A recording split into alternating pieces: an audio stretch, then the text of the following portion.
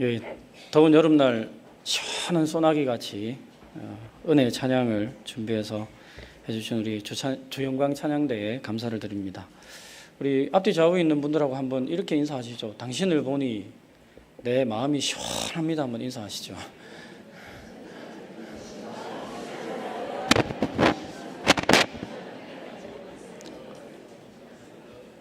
예, 어떤 한 신사가 길을 가다가 너무 급해서 지하철 화장실로 뛰어들어갔습니다. 화장실 뛰어들어가서 볼일을 보기 위해서 탁 앉았습니다. 앉았는데 갑자기 옆에 칸에서 이런 소리가 들립니다. 잘 지냈습니까? 얼떨결에 예 이렇게 대답했습니다. 그랬더니 옆에 또 묻습니다. 사모님이랑 애들도 잘 있지요? 이분이 나를 아는 분인가? 예 그랬습니다. 하시는 일은 잘 되고요? 그럼요 잘 되지요. 그랬더니 옆칸에서 이런 소리가 들려옵니다. 김 사장님 전화 끊읍시다. 웬 미친 사람이 전화하는데 자꾸 말대답합니다. 여러분 지금 하나님과 좀 소통하고 계십니까? 나는 하나님과 만나서 소통하고 좀 하나님께 바르게 응답하고 싶은데 하나님과 내가 뭔가 좀 핀트가 좀 어긋나고 있지는 않으신지요? 더위 때문에라고 핑계대지 마시고 하나님을 만나서 깊은 대화를 나누시고 좀 핀트 있는 그리고 바르게 응답하는 그런 이 무더위를 이기는 우리 하늘담문교회 성도님들이 다 되시기를 바랍니다. 여러분 증손자 볼 나이에 아들 보면 참 기쁨이 있을 겁니다. 제가 아는 분도 증손자 볼 나이는 아니지만 손자 볼 나이인데 아들을 본 분이 있습니다. 그 아들을 그냥 품에 끼고 그 아들이 안 죽은 게 저는 천만다행이라고 생각합니다. 그 아들이 5대 독자예요. 그만큼 기쁨이 있죠. 아브라함은 100세에 아들을 낳고 너무 좋아서 그 아들 이름을 이삭, 즉 웃음이다. 얘는 내 인생에 웃음을 가져온 애다. 그렇게 이름을 지었습니다. 그 아들 자라는 거 보면서 무한한 행복을 느낍니다. 장성에 가는 아들을 보면 든든한 느낌이 있죠. 모든 것이 은혜요 모든 것이 기쁨입니다. 하나님께서 이런 기쁨을 주시려고 25년 동안 나를 기다리게 하셨구나. 하나님의 좀 인도하심이 갑자기 감격스럽게 다가오기도 합니다. 그저 감사할 따름입니다. 그런데 청천벽력 같은 말씀이 아브라함에게 들려옵니다. 2절입니다. 여호와께서 이르시되 내 아들 내 사랑하는 독자 이삭을 데리고 모리아 땅으로 가서 내가 내게 일러준 한 산 거기서 그를 번제로 드리라. 무슨 말입니까? 아들 이삭을 제물 즉 번제로 하나님께 바치라는 말씀입니다. 여러분 그냥 우리는 결론을 다 하니까 그래 아브라함이 바쳤지. 근데 여러분 정말 자녀 바칠 수 있을까요? 여러분에게 하나님 지금 나타나셔서 너 아들 바치라 그러면 바치겠습니까? 아들 바치라는 게 아니라 아들 목사 만들려고 그래도 다 거부할 겁니다. 아이고 하나님 안 됩니다 이럴 겁니다. 근데 여러분 아브라함에게 하나님께서 그것을 요구하셨습니다. 아들 이삭은 아브라함에게 생명보다 더 중요한 아들입니다. 자기 생명보다 더 소중합니다. 그리고 여러분 사랑은 내리사랑이잖아요. 아무리 하나님의 명령이라 하더라도 아버지가 어찌 아들을 제물로 바칠 수 있겠습니까? 더구나 이삭은 말씀드린 것처럼 100세에 얻은 아들입니다. 너무 귀중한 아들이고 내 기쁨이고 내 소망입니다. 아무리 피곤해도 저녁에 가서 그 아들 얼굴 한번 팍 보면 그냥 모든 근심과 아픔과 시름과 그냥 하루 종일 피곤함이 다 풀려버리는 소위 말하는 바카스 같은 그런 아들입니다. 근데 여러분 하나님께서 이삭을 번제로 바치라고 하시는데 오늘 본문 2절이 우리말로는 내 아들 내 사랑하는 독자 이삭이라고 번역되어 있는데요. 히브리 원문을 보면 이렇게 되어 있습니다. 내 아들을 내 사랑하는 독자를 이삭을 하나님이 따박따박 끊어서 그렇게 말씀하십니다. 한마디로 하나님도 아브라함에게 이삭이 얼마나 소중한 아들인지 다 알고 계십니다. 그런데 그 아들 이삭을 제물로 바치라고 지금 명령하고 있는 겁니다. 여러분 아브라함에게 이 아들을 제물로 바치라는 말은 너 죽으라라는 말보다 더 가혹한 말입니다. 도저히 따를 수 없는 말이죠. 더구나 이삭은 아브라함에게 미래 그 자체 아닙니까? 아브라함에게 하나님이 가장 소중하다 하면 왜 소중한가 하면 하나님 주신 약속 때문입니다. 하나님이 어떤 약속 주셨어요? 네 자손이 바닷가에 모리알처럼 많을 것이다. 너로 말미암아 모든 사람들이 복을 받을 것이다. 그런데 여러분, 그 복의 계보가 누구를 통해서 이어집니까? 이스마엘이 아니었어요. 하나님 말씀하셨어요. 이삭이다. 그런데 그 이삭을 하나님 바치라고 그러는 겁니다. 뭘 포기하라는 거예요? 아들만 포기하는 게 아니라 네 미래까지, 우리가 그토록 받고 싶어하는 너에게 줄 축복까지 싸그리 다 포기해라. 그 말씀과 동일한 말씀입니다. 여러분, 사람은 소망이 없으면 죽습니다. 이미 나이가 들 대로 다 들어버린 이 아브라함에게 아들 이삭이 없는 인생은 안고 빠진 찐빵과 똑같습니다. 소망이 다 사라져버린, 살 수 없는, 미래가 없는 그런 세상입니다. 도저히 제물로 바칠 수가 없습니다. 더구나 여러분, 하나님께서 아들 이삭을 제물로 바치라는 그 제사가 다른 제사가 아니라 번제입니다. 번제가 뭔가 하면 딱 목 쳐서 죽이고 껍질을 다 벗기고 팔다리 다 자르고 살을 다 뼈에서 발라내서 제물 제단 위에 올려서 싹 다 불태워버리는 그런 제사입니다. 철저하게 인신제사를 금지하는 하나님께서 어떻게 이런 비인간적이고 비윤리적인 그런 제사를 하라고 시킬 수 있단 말입니까?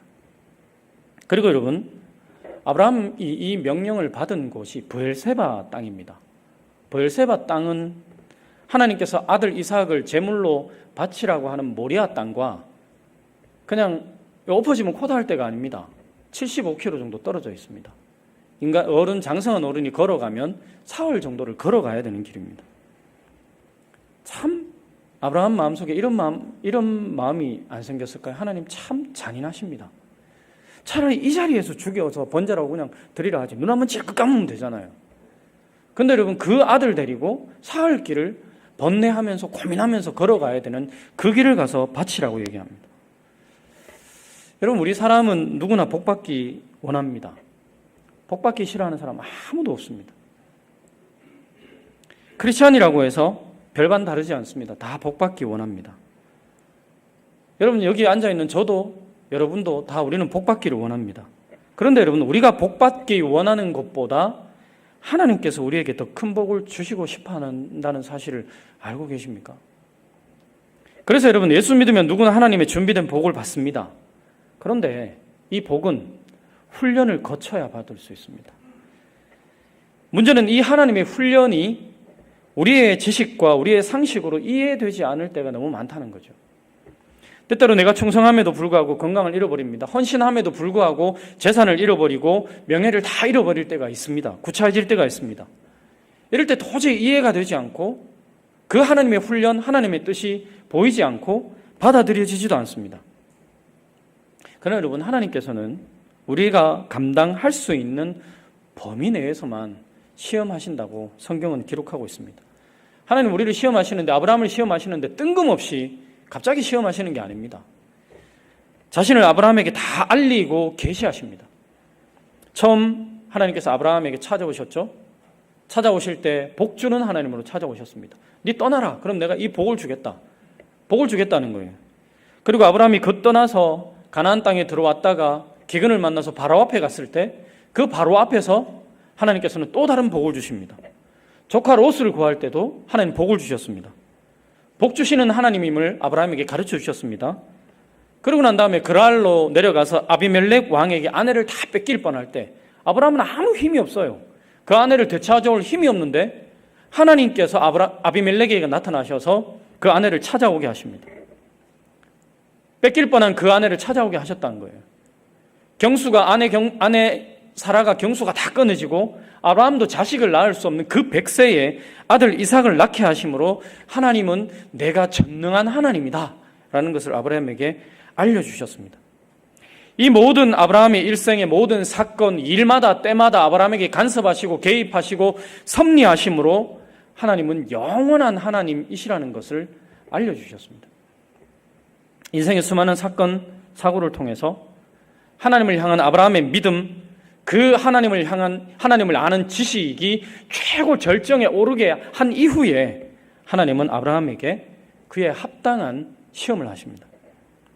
마찬가지로 여러분, 신앙생활에 있어서도 믿음이 있는 사람, 믿음이 큰 사람이 더 큰 시험을 받고 시련이 주어집니다. 믿음이 없는 사람은 자기 욕심으로 말미암는 유혹이 왔으면 왔지 하나님의 시험은 아예 주어지지 않는다는 사실입니다. 그래서 나한테 저런 시험이 오면 어떡하나 걱정 안 하셔도 돼요. 여러분, 믿음이 큰 사람에게는 그러나 더 큰 시험이 있습니다. 그러나 이럴 때라도 우리는 순종해야 한다는 사실이죠. 하나님께 순종치 않는 사람은 하나님의 깊은 마음을 알 수 없고 준비된 하나님의 복도 받을 수가 없습니다. 여러분, 말씀드린 것처럼 하나님은 순종이라는 테스트를 통해서 그 사람이 복을 받을 만한가 아닌가를 가늠하십니다. 그럼 여러분, 왜 하나님은 굳이 순종이라는 테스트를 통과해야 복을 주시는가? 그냥 이삭을 낳게 하고 그 이삭에 그냥 평탄하게 평안하게 그냥 믿음의 계보를 이어가고 하나님의 언약을 이루는 복을 그냥 턱 주실 것이지, 왜 이런 어려운 너무나 힘든 시험을 통과하고 순종을 요구하실까?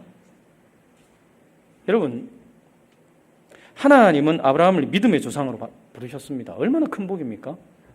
여러분, 인간이 이 땅에 태어난 이래로 수많은 인간이 있었습니다. 몇십억, 몇백여 개의 인간이 있었습니다.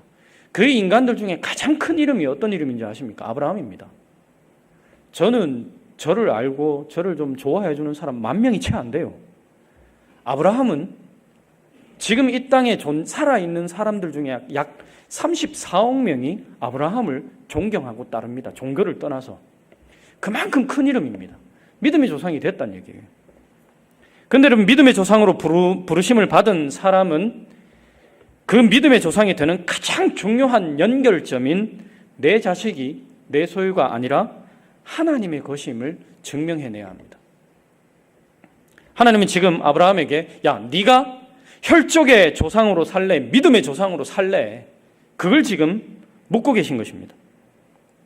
또한 여러분, 아이에게 칼 함부로 줄 수 없잖아요. 5살, 6살짜리가 엄마한테 와서 엄마 부엌에 있는 식칼 주세요.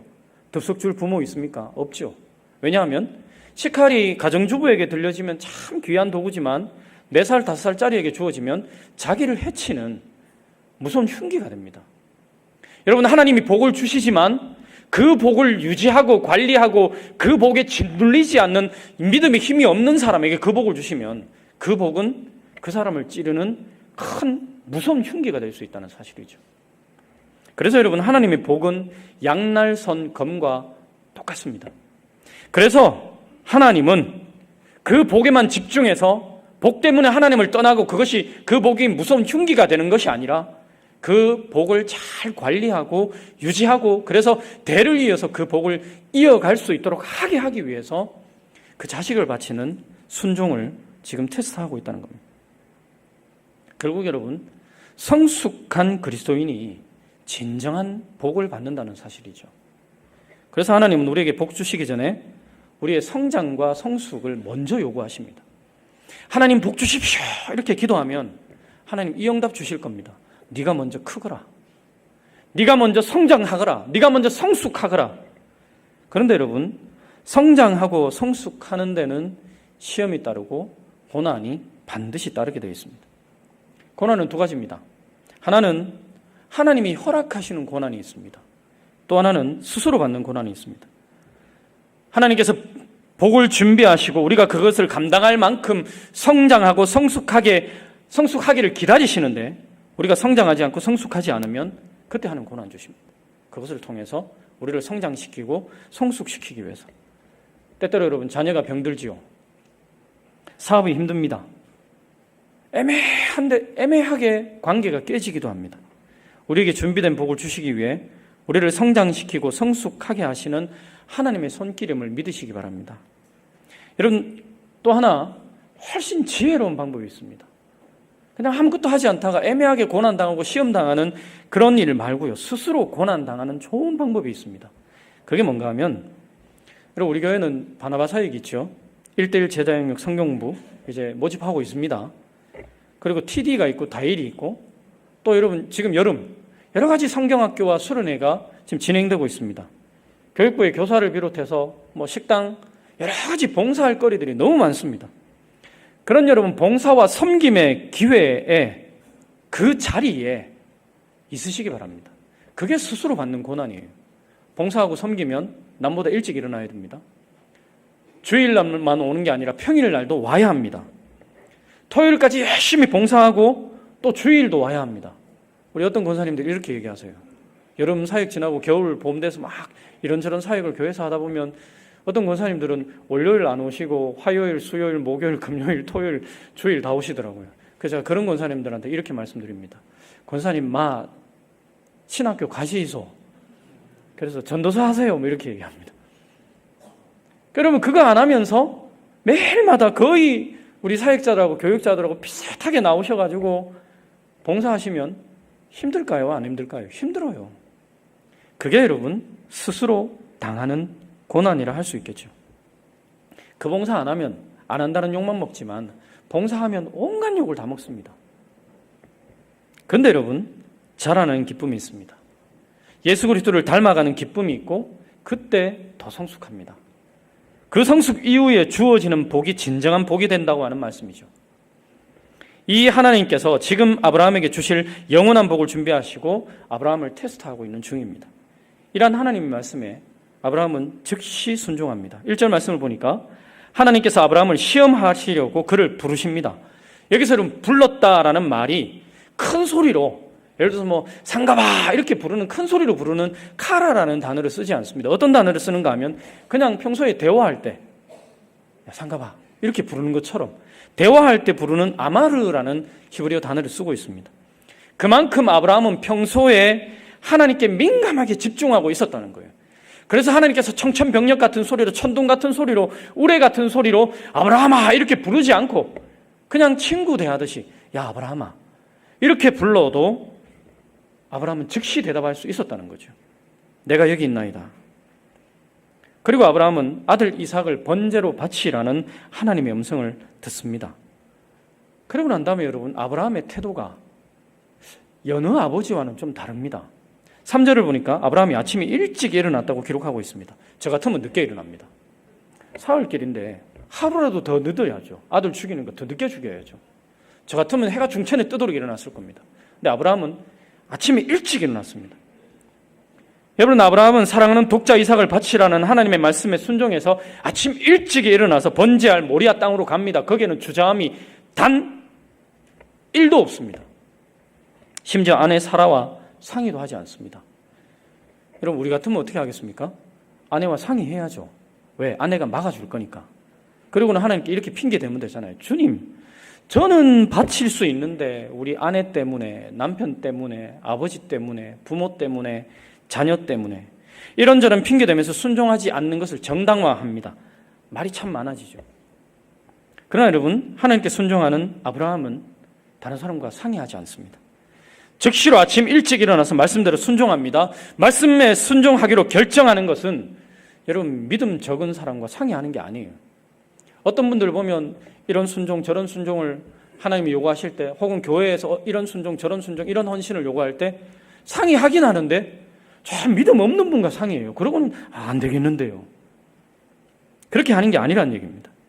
즉시로 순종하는 것입니다. 여러분 하루 이틀 미루다 보면 순종하고자 하는 마음은 이미 다 사라지고 없습니다. 핑계만 남습니다. 비록 말씀이 이해되지 않아도 나에게 전혀 유익이 되지 않아도 나에게 손해만 끼친다 하더라도 그것이 하나님의 말씀이라면 즉시로 순종하는 그것이 바로 참된 순종이라는 거죠. 하나님 말씀이 있는데도 불구하고 즉시 순종하지 않겠다. 이 핑계 저 핑계 말이 많아진다. 이미 순종하지 않겠다는 겁니다. 여러분 하나님 명령에 순종하는 아브라함에게는 말을 찾아볼 수 없습니다. 행동뿐입니다. 순종하는 사람은 요란하지 않습니다. 그저 행동합니다. 그래서 여러분 섬긴다는 것, 순종한다는 것은 침묵한다는 것을 의미합니다. 또한 아브라함은 하나님께서 아들 이삭을 바치라 할 때 끝까지 마지막까지 순종합니다. 아브라함이 아들 이삭을 바치라는 말을 들었던 곳, 그곳이 바로 모리아산까지 3일길이라고 말씀드렸습니다. 가다가 충분히 중도에 포기할 수 있는 길입니다. 하루길이 아니란 얘기예요. 한 시간 길이 아니란 얘기예요. 사흘길이면 가다가 하나님 이거 아닌 것 같습니다. 아니면 내가 사탄의 음성을 잘못 들었나 이럴 수 있는 길입니다. 그런데 여러분 아브라함에게 갈등이 없었겠습니까? 그럼에도 불구하고 아브라함은 순종합니다. 그것도 마지막까지 순종합니다. 순종해서 전날 밤 한숨도 자지 못했겠지만 백세 얻은 아들을 앞세우고 모리아산을 향해서 갑니다. 건장하게 자란 든든한 아들입니다.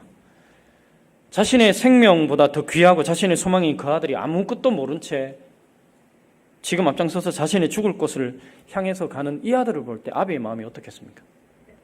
그러나 여러분, 아브라함은 말씀에 순종해서 끝까지 그 길을 다 갑니다. 드디어 모리아산이 보이는 맞은편 산에 도착했습니다. 거기서 모리아산을 바라봅니다. 그런데 여러분, 거기서도 사환, 종들을 남겨두고 아들과 단둘이만 모리아산을 향해서 올라갑니다. 저 같으면 종들을 데리고 갑니다. 왜냐하면 신실한 나의 종들은 내가 아들 죽이려고 칼을 올리면 종들이 막아줄 거니까. 그러면 주님, 저는 바칠 수 있는데 종들이 안 되네요. 주변 사람들이 못 바치게 하네요. 이럴 수 있잖아요.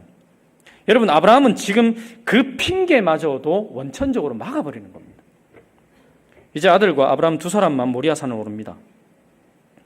번제에 쓸 땔감을 한 짐 지고 산으로 올라가는 아들, 다 큰 아들이죠. 그 뒷모습이 대견하면서도 안쓰럽습니다. 그런데 아들 이삭이 좀 짐지고 그냥 올라가면 좋겠는데 꼭 이럴 때 보면 아들들이 묻지요. 7절입니다. 내 아버지요. 여러분, 이 한마디가 아버지 아브라함의 가슴을 미어지게 합니다. 내 아들아, 내가 여기 있노라. 불가나무는 있는데 번제할 어린 양은 어디 있습니까? 묻습니다. 다시 한번 아버지 아브라함의 가슴이 찢어집니다. 이때 아브라함이 대답합니다. 8절입니다.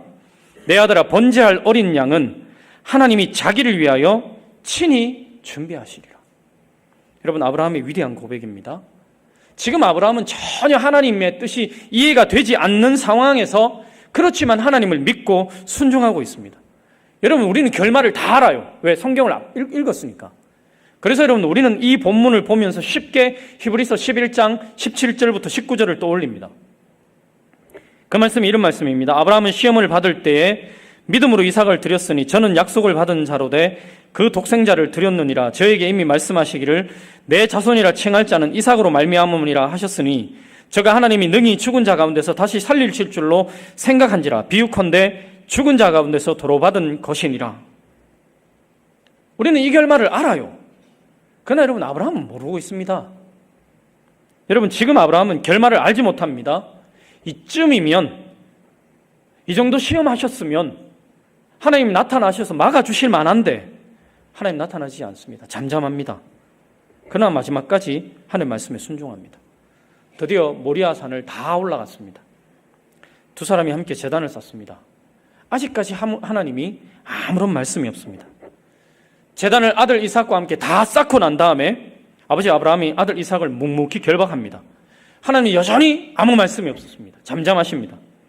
결박한 아들을 제단 위 나무 위에 올려놓고 칼을 빼듭니다. 여전히 하나님은 아무 말씀이 없습니다. 이쯤 되면 막아주셔야 하는데 결국 아브라함이 칼을 들어서 아들 이삭의 가슴을 향해서 꽂는 순간에 그제서야 하나님께서 급하게 아브라함을 부르십니다. 아브라함아, 아브라함아. 두 번 불렀다는 것은 그만큼 다급하게 부르셨다는 거예요. 그리고 말씀하십니다. 12절입니다. 그 아이에게 내 손을 대지 말라. 그에게 아무 일도 하지 말라. 내가 내 아들 내 독자까지도 내게 아끼지 아니하였으니 내가 이제야 내가 하나님을 경외하는 줄을 아노라. 여러분, 아브라함은 끝까지 순종했습니다. 여러분, 순종은 끝까지 하는 겁니다. 순종한다 하면서 중도에 포기하는 것, 그것은 순종이 아닙니다. 하나님의 말씀이라면 그 말씀이 내 삶 가운데 열매 맺기까지 순종하는 것. 여러분, 우리는 순종의 수준을 누가 정합니까? 내가 정하죠. 요만큼은 되는데 하나님 이만큼은 안 됩니다. 하나님 요만큼은 할 수 있지만 이만큼은 절대 안 됩니다. 우리는 그 순종의 수준을 내가 정합니다. 그러나 여러분, 그건 순종이 아닙니다. 끝까지 하는 것이 순종입니다. 여러분, 우리가 내가 정한 선까지만 하나님께 순종하기 때문에 어쩌면 우리의 신앙생활이 늘 불안하고 초조할 수밖에 없습니다. 왜? 요만큼 정해놓고 그거 넘어갈까 봐 노심초사하거든요. 이만큼 정해놓고 더 이상 요구할까 봐 두렵거든요. 그러나 아브라함은 도저히 이해되지 않고 순종할 수 없는 상황에서도 사흘 길을 다 가도록 아들을 칼로 내려치도록 순종했습니다. 여러분, 이러한 순종은 미래를 포기하지 않으면 할 수 없는 순종입니다. 아브라함은 자신의 미래의 소망인 아들을 포기했기에 순종할 수 있었습니다. 여러분, 순종은 나의 꿈, 나의 가능성, 나의 미래를 말씀 안에서 제안하고 포기하고도 끝까지 하는 것입니다. 이러한 아브라함의 순종이었기 때문에 여기에서 아브라함과 하나님의 마음이 하나가 됩니다. 여러분, 오늘 본문에 아브라함 마음을 누가 알아줄까요? 아무도 없습니다. 아내와 상의 안 했습니다. 종들과 상의하지 않았습니다. 심지어 아들과도 상의하지 않았습니다. 아브라함의 마음은 아브라함밖에 모릅니다. 독자 아들을 바치는 길입니다. 그런데 여러분, 하나님만은 아브라함의 마음을 알고 계십니다. 하나님은 인류 구원의 사역을 위해서 독생자 예수 그리스도를 이 땅에 보내시고 공생의 3년 동안 계속해서 골고다 십자가를 향해서 올라가게 하신 분이잖아요. 아무도 그 마음 모르고 아무도 그 아픔을 모릅니다. 그러나 그러기에 하나님은 하나님과 똑같이 독생자 아들을 제물로 바치는 아브라함을 향해서 이사야 41장 8절, 야고보서 2장 23절을 보니까 친구라고 불러주십니다. 이 땅에 난 인간 중에 하나님께 친구라는 소리를 들은 사람은 아브라함밖에 없습니다. 여러분, 산에 도착해서 사환을 두고 올라갈 때 번제할 어린 양 찾는 이삭을 보면서 아브라함은 피눈물을 삼켰을 것입니다. 우리 하나님께서 인류의 죄를 위해서 십자가 지고 올라가시는 그 예수 그리스도를 보시면서 지금 이 모리아 산에서 십자가 지기 위해서 올라가는 그 예수 그리스도의 모습을 당겨보고 계신 것입니다. 그래서 여러분, 폰나드라는 신학자는 창세기 22장을 구약의 골고다 언덕이다 라고 이렇게 말합니다. 여러분, 신약의 클라이막스가 예수님께서 십자가 지시고 골고다 언덕 올라가시는 것이라면 구약의 클라이막스는 아브라함이 그 아들 이삭을 모리아에서 번제로 드리려다가 부활을 경험하고 내려오는 오늘 본문의 사건이라는 거죠. 하나님은 아들 이삭을 제물로 바치라는 순종의 테스트를 통해서 아브라함을 친구 삼으시고 하나님의 마음을 나누어 주시고 그에게 더 큰 복을 부어주기를 원하시는 사랑의 하나님입니다. 여러분, 이렇게 순종할 때 그 순종은 하나님의 복을, 하나님의 인도하심을 받을 준비를 하는 것입니다. 아브라함이 말씀에 순종할 때 하나님께서는 아들 이삭의 생명을 살려주셨습니다. 아들 이삭을 대신해 서 순양을 하나님 준비하셨죠. 또한 하나님께서 하나님 말씀에 순종하는 그 아브라함에게 순종의 계보를 이어가게 하십니다. 모리아산 다 올라가서 이삭 묵습니다. 그때 여러분, 성경학자들에 따르면 이삭의 나이가 최소한 15세입니다. 15세에서 20세 사이. 클 만큼 다 큰 아들입니다. 그래서 여러분, 산 올라갈 때 이삭은 자기를 불태울 번제할 그 나무, 쪼갠 나무를 자기가 치고 올라갔다 그래요. 혹시 인도를 가보셨습니까? 인도 가서 사람 태우는 거 보셨습니까? 그 강가에서 사람 태우는 거 보면 사람 다 태우는데 나무가 굉장히 많이 필요합니다. 그 나무를 아들 이삭이 지고 올라갔다니까요. 115세가 넘는 아버지가 지고 올라가겠어요? 아들이 지고 올라가요. 그럼 여러분, 이미 이삭은 클 대로 다 컸습니다. 그런데 115세가 넘는 아버지가 아들을 묶어요. 그때 여러분, 이삭이 이럴 수 있잖아요. 아, 우리 아버지가 치매가 왔구나.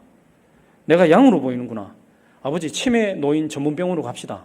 그럴 수 있잖아요. 그리고 아버지 확 밀쳐버리고 도망가면 아버지 아브라함은 이삭 그 아들을 잡을 수가 없어요. 그런데 이삭이 아버지가 자기를 먹는데도 가만히 있습니다. 재물 불태워 죽이는 그 단 위에 올려놓는데도 가만히 있습니다. 칼을 빼서 자기를 향해서 찌르려고 하는데도 가만히 있습니다. 뭐예요, 여러분? 아버지가 순종할 때 이 아들이 그 순종을 이어받았다는 얘기예요. 여러분, 이런 가정이 진짜 복된 가정 아닙니까? 아버지가 말만 하면 아버지 왜 그러십니까? 이런 가정은 돈이 아무리 많아도 복된 가정이 아닙니다.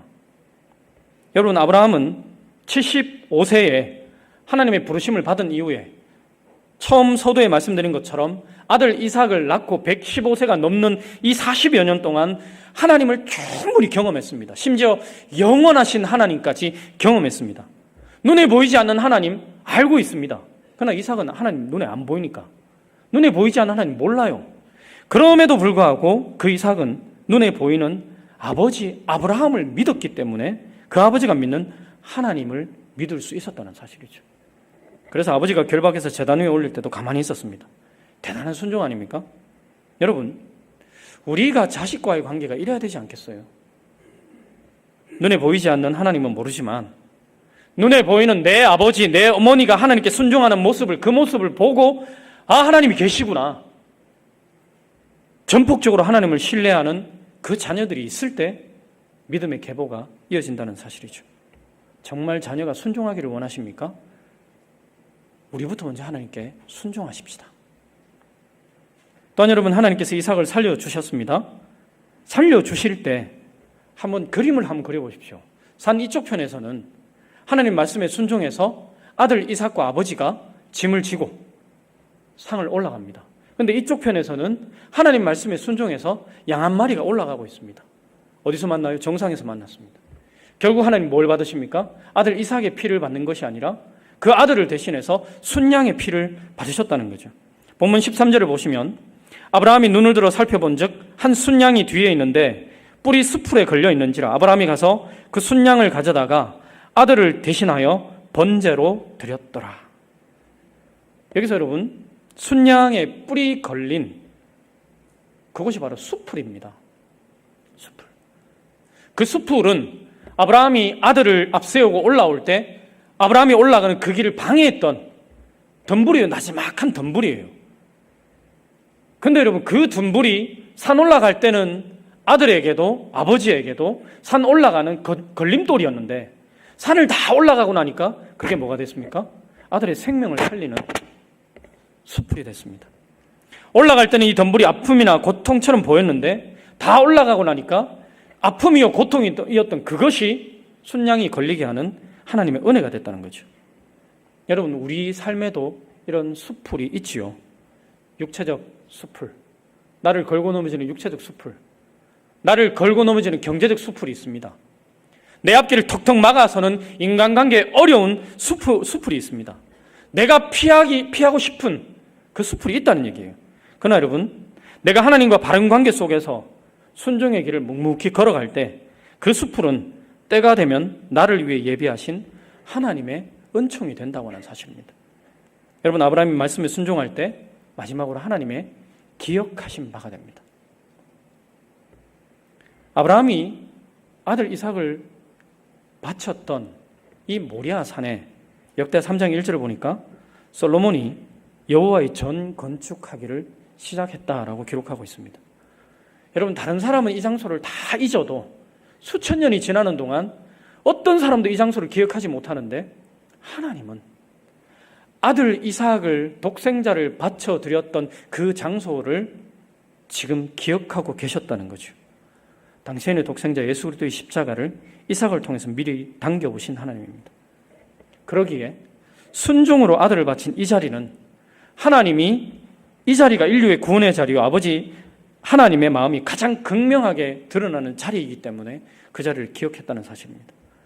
여러분, 하나님의 기억하심을 입은 사람은 결코 망하지 않습니다. 여러분, 이스라엘 백성들이 사실은 오늘 이 본문의 말씀과 그 앞에 있는 21장을 새해가 되면 우리로 치면 설날에 읽는 성경 구절입니다. 21장을 읽습니다. 새해가 되면 21장을 딱 읽습니다. 뭔가 하면 항상 새해에 웃을 일만 생겨라. 그리고 새해 딱 지나고 그 다음 둘째 날이 딱 되면 오늘 본문을 읽습니다. 항상 웃을 일만 있어야 되지만 그럼에도 불구하고 우리 삶 가운데는 이런 어려움, 시험과 연단이 있을 수 있음을 잊지 말고 살아라. 그럴 때라도 하나님 말씀에 순종하며 살아라. 그런 의미에서 새해가 되면 이 본문을 읽습니다. 여러분, 인생이 우리 뜻대로 되지 않는다는 것을 알고 있다는 거죠. 우리 인생은 우리 계획대로 되지 않습니다. 그러나 아무리 내 생각, 내 마음, 내 뜻에 맞지 않아도 끝까지 순종함으로 하나님의 기억하신 바가 되어서 여러분 당대만이 아니라 자자손손 하나님의 준비된 복을 누리는, 그래서 믿음의 명문 가정을 이루는 축복의 통로가 되시기를 주님의 이름으로 축원합니다. 기도하겠습니다.